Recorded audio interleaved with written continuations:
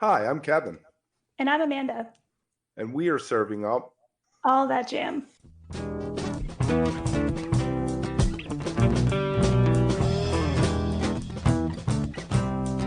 All That Jam, Quick Hit. Stefan Trogisch on Playing Live. In the midst of great music, you also have just a really, I think, fun take on things like your tribute to Prince. I was looking at your Bandcamp Yeah. and, drinking whiskey with your mom. You all have a lot of fun, like, obviously, with what you do. And I love Yeah, yeah. that. I was curious from a live perspective, how do you translate that kind of like vibe into your shows? Like, where does that come through? Yeah, I mean, like, when you see a folk singer and in between the songs, they're like, they talk about it, kind of like that. So, perfect example, you ask, why the hell would you start your album with Chicken Coop? You know what I mean? So the song is a real story. Like, we had house parties at our house, and we would, people would get crazy sometimes. One time on Halloween, these, you know, guests of ours went next door and went into the chicken coop. So the cops came and they were like, "Hey, we found some people fornicating in your chicken coop," and we're like, and Ian's like, "Come on, man, there's no way that's actually like you guys are literally fucking with us. Like you got to be kidding me." And they're like, "No, no, really." And then all of a sudden they come out of the woods and they're like, That was us in the chicken coop," and they're like proud of themselves. We're like, "All right, that's pretty weird, man." But hence why we made that the first song. I think it was like relatable to the audience, and it's a conversation. So whenever we have a live show, we're always trying to make that connection to people. Be like, "Hey, this song's gonna be weird, but this is why it's weird," and then they catch on, and then it actually does make them remember the song more. And when you're at a show, sometimes I feel like it is kind of people just showing off the whole time. While as we're doing it, we're like, "Hey, like I want you guys to enjoy the music and also have fun and laugh a little." So we're like 50-50 in the we're being funny, but we're also trying to be somewhat serious. Like obviously we practice all this music a bunch of times to make sure it sounds good, but we also the bits are funny when we're talking to each other on stage and interacting with the crowd. Can we get into how you approach the live show? How you take your song and then you go live and you want to, extend it a little. How do you Oh approach yeah. that? Well, a lot of so our I guess be funny, our practice is like it's a ritual of our friendship and life. So it's like a lot of bands have practice spaces where they just like meet up. Like, man, we got 2 hours. Like, let's get this done. We're like, all right, man, it's like 7 p.m. Show up, eventually, and everybody gets there. But we're like cooking dinner, so everyone comes over. We cook dinner for everybody, and then we just like write out our set list. We talk about it. We're like, oh, what's the theme of the show? We have a different theme for every show. We usually, like the last show was disco. So we're like, how can we make our songs disco? We're like, well, we basically just have to make our songs worse. So we're like, all right, so how do we make our songs worse? No, disco's cool. I actually do like disco.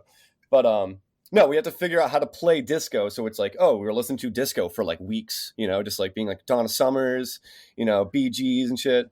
And then we took some of our songs and we made them disco. We changed the beat, we changed how long parts are, stuff like that. And no, that works out pretty well. We have a few songs where they don't even sound the same anymore. We made them more punk, or we took out sections of songs just so that we could make it sound more fun to people. And we know that there's certain people who come to shows over and over, right? So we can't play the same set list. We never will do that. We'll never like play all the songs in the same order at any means. So we've taken songs to a point where we'll take parts of songs, like sections of songs, and take those sections and put them into other songs just to mess with people. So they're like, wait, did you like completely change that song? Is that even the same song anymore? We're like, well, actually, if you look at the set list, we took half of Danny Danko, and then we took the other half of Smooth Tiger, and then we took the other half of this song, and we made it into one new song. Disco Biscuits do that a bunch. Our bassist Ian's a huge fan of that. You play like a song like in reverse or some shit. We haven't done that yet, but that seems kind of fun. I like the idea of that. Right. We talked to Mark about that, and he was saying that the theory behind it was sometimes the song starts off slow and the middle of the song rages, so why not start it in the middle and then maybe do the beginning part later, when you could start from stop, It and makes it so much wouldn't sense. matter. Oh, we did it the other day. We were like, what if we start the song with the lyrics first? And then all of us were like, I don't know, man. You want to start with lyrics first? You don't want to start with like a cool hit. But yeah, you got to try things out to see if they work. That's pretty much, that's life, right? You just keep trying it out to see if it works. If it doesn't work, then you're insane, I guess. Right. Yeah, you aren't going to find the open doors if you don't look for them. You never know if you didn't try. Yeah. For sure. We talked about set list a little. Who writes the set list? It's definitely a collaborative experience. We all sit down together. That's the dinner time. We're like, all right, we got to write the set list, and then we'll all argue about what to end with and what to start with, because I feel like that's the most important part a lot of the time. But then you also have to take in consideration that most people are not watching every song, so you have to know that there's going to be people who want to smoke cigs and they want to get beers. So that's why you never stop. Don't stop. Just like have transitions for almost every song, and somehow tune at the same time without stopping. Good luck. Are there openers and closers in your head? Do you know certain songs should be the opener and certain songs should be a closer? Yeah, but also based on our rule of set list, we don't like to always start or end with the same songs. So it usually rotates, but we have like Snake Oil is a big one that we can start or end with, because it's like, that's a banger. It's like funky, but also like heavy. So people always like that one. Chicken Coop, which is like funny because I always thought Chicken Coop was like such a bullshit song that, but like people love it. I'm like, what the hell? Like we were just fucking around. Like, how do people love this shit? But you play that song and people start moshing their ass off. So you're like, guess we got to play this song. You know what I mean? So people like that one a lot. And then, yeah, that song Intermission, people seem to like a lot, just because there's a cool like outro where just crazy synthesizers, kind of thing at the end, where Umi just shreds forever. So people love shredding. So you got to do that. Do you record every show? I try to, if possible. And then you got to imagine that mixing that after is a nightmare, because now you have like 20 shows to mix. So I have like a whole library of shows that I probably should mix that I haven't done yet. I want to do our Wormtown set. That was a good show. So I need to finish that one. Now, do you find that there's a disconnect between what you think walking off the stage after a show and when you listen back? Honestly, like I record every band practice, so I have a generally decent idea of what we're going to sound like before the show, because we already practiced the set and I can listen to the set. So I'm like, usually it's pretty close to what I think it's going to be. So we also have the rule of like, nobody do too much substance abuse before the show. You know what I mean? Like if you're going to do it, we all got to do it. You're like, all right, we're doing, we're putting tampons with like booze in us. Like, let's go. But we all have to do it, We Like, haven't done that, but what was there's a video, it's like from a early 90s MTV spring break, and it's Primus, and they'd all just taken a bunch of acid, not really knowing what MTV spring break was exactly. Yeah. And you could see their faces on stage are just like, what is this right now? But they were all there together. So that's a good at least it's just 3 people too. It's like you got to be unison, yeah, you don't want the one person who just like, he's like not into it and you're like, this guy's falling asleep on stage, that's not a good look, like. No, we've gotten good at that. You just drink a beer or two, smoke a little ganj, you'll be all right, get the nerves off. So what are you looking forward to this year? Do you have any festivals? Do you have anything that you can talk about that you have eyed up? Yeah, we got, so this year, I feel like 2024 is like going to be a really good year for us. 2023, we played so many festivals that I've lost track. But a lot of those festivals we're going to go back and play again. One that's coming up this spring is Winter Wake Up, and that's in Pennsylvania and the Poconos. And they got like Mike Love as a headliner, Dirtwire as a headliner, and there's a bunch of awesome EDM. I'm not as familiar with all the EDM, but I know for a fact this one's going to be crazy just because it's the second biggest indoor water park in the United States. Ooh. And there's 900 hotel rooms. So you're like, all right, you're going to have 900 hotel rooms full of a bunch of wooks raging for a whole weekend. I don't know. I hope we can play there again. I hope this turns out well for everybody. But you're going in with the right expectations. So we're definitely going to talk again after that. Let's just pencil that in. All I can picture in my head is the South Park episode, Yeah, Yeah. literally. 90% P. I'm stoked for it. I'm actually I'm the stage manager for that show. So that should be fun. I'm making sure everything's on time. That's my thing. You know, keep I it on hear you. track. So And then are you the Homie Collective is another really good festival too that I also do the stage managing at. So I'm sort of biased, but um, yeah, I help them book that one a little bit too. So get all the best regional talent or even like national talent at that rate at that fest. And that's actually in Maine, in Lebanon, Maine, at the 4x4 Proving Grounds. So that one should be badass. nice? Do you approach writing a set list for a festival differently than a one-off show that you're doing in a bar?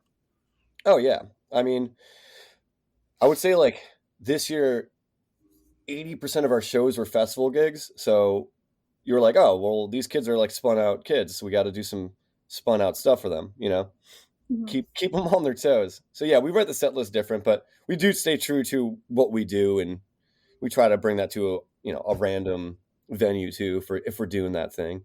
We're planning on doing a bigger tour next winter. This year I'm ditching and I'm going to Costa Rica again. Hopefully COVID doesn't happen again. So I'll be gone for a month. So we don't have anything booked from pretty much all February because I'm going to be gone. And then March is when the winter wake up is. So we're doing that. And then whatever else comes along. I think we were booking some theater in Manchester, New Hampshire as well. So just lining all the things up, you know. There you go. Mhm. You got anything, Amanda? I mean, I just appreciate being able for you to be like super upfront and honest about where you see your music kind of coming from and how it all fits together. That totally translates to the crowd in so many ways, just that like openness, and just kind of getting out there and having a good time. So I love to hear your perspective on that for sure. I mean, we definitely audible things too, based on the audience. We're like, well, this song is gonna suck. Like right now, I don't know why. I can just tell. So I'll make those audibles like I'm like a quarterback. I'm like, huh, huh, no, no, no, no, blue 52, and I'm like, I switch it up because, and then everybody in the band's like, yeah, you're right, you're right. Like, let's switch these two songs because like the middle of the set is a part where it's like it either goes up or down. So you have to navigate whether or not you want to go up or down at a certain point. So I feel like, all right, these people are like going too crazy. Maybe we should chill out for a second, or they're too crazy. Let's keep it crazy. So yeah, the whole navigating the live situation is always fun, you know. Do you have a sound guy that you normally work with, or are you just going with whoever is at the venue? We've had certain one of our sound guys. He actually just ended up having a child recently, so he's kind of been out of the game. And Makes it then one of hard. the other guys we work with a lot is our friend Cooper. He works with Little Special a lot too. So Nice. it's Yeah, good to have those guys, you know. I was going to say it tends to really help a band sometimes that has a sound guy who's going to come in and can dial them up and know exactly what they need, as Oh opposed yeah. to the venue guy, which I'm guessing you probably have to talk through a lot of times what you're trying to get. To some degree, I've gotten our stage plot down pretty good to the point where I'm like, it literally says every single thing we need. I started recently using like a vocal effects. Like I built a pedal board just for my vocals and my melodica stuff. So, I was like, hey, I need another DI box for this thing. And then they're like, oh, cool. I have to even more inputs. Like last show we had like 25 inputs. They're like, dude, what the fuck, But I'm like, hey man, it's your job. My bad. Like, sorry that we have 7 people in our band today. Right. Because We talked to somebody who had a soundboard on stage that they used to record, and then they fed it out from there to the house board for the house sound. And I was like, who's that? It might have been Litz. I'm trying It to might think have because I been remember Lips. that conversation. Yeah, I mean, you guys heard of Baked Shrimp? I feel like they did something similar to that. No, that's smart. You do. So the classic is the Behringer X32, and then you have like a snake that runs into their board, and then it's a splitter basically. Right. So you split all. You could literally just go on your iPad and you get it perfect. Your in ears, you got it all perfect. But you're also showing up to the venue like 4 hours, even earlier than you were, because now all of a sudden I'm running sound. Hell, man, I already got enough to do. Like, it's such a pain in the ass. If you are enjoying All That Jam, please like and subscribe to our social media channels at All That Jam Pod on Twitter, Instagram, and Facebook, or visit our website, allthatjampod.com. Make sure to sign up for our email list and tune in every week for new episodes. Also, look for full interviews on our YouTube channel. And remember, stay beautiful, but don't stay underground too long.